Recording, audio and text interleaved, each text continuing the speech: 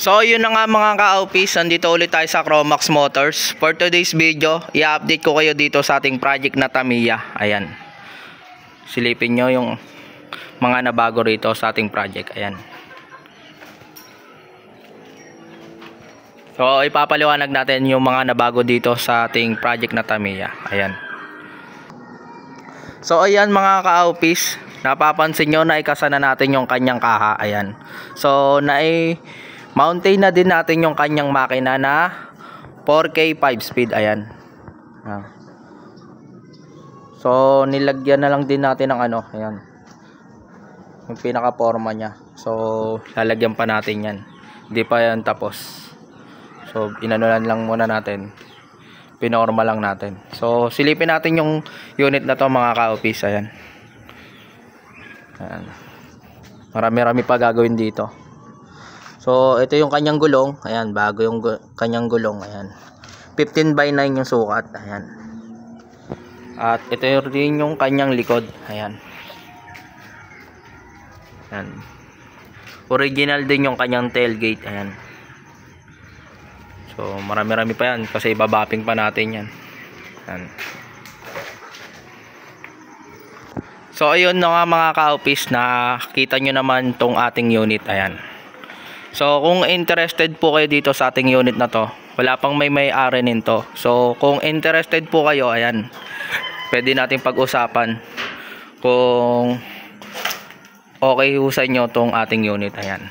So wala pang may-ari niyan. So available pa to. So kung nagustuhan niyo tong unit na to, pwede po kayo mag-PM sa akin. So direct PM lang po kayo, tapos pag-usapan natin yung kanyang presyo. Ayan. So sa mga bago pa dyan, ayan, abang-abangan nyo lang tong unit na to. Makisig kakalabasan yan, sinasabi ko sa inyo.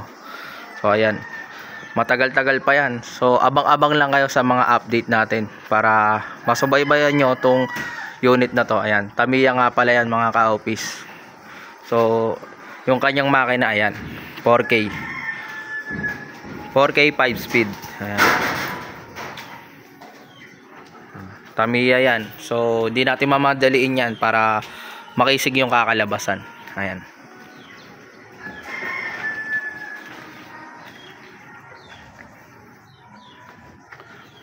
Marami-rami pa ang babaguhin dito sa unit na to. Ayan.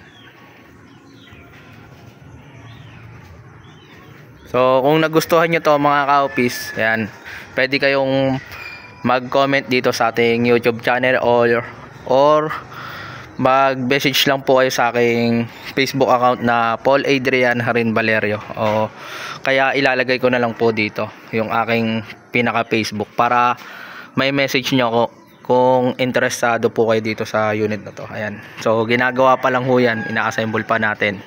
So kung willing po kayo na ano po dito, ayan, available pa po to. Ayan, Tamiya, na-assemble pa natin. So hanggang dito na lang muna. So update ko na lang kayo pag may bagong update na po ulit dito sa ating unit na Tamiya. Ayan. So maraming salamat mga ka-office. Salamat sa inyong panonood at walang sawang pagsuporta dito sa ating YouTube channel. So maraming salamat to.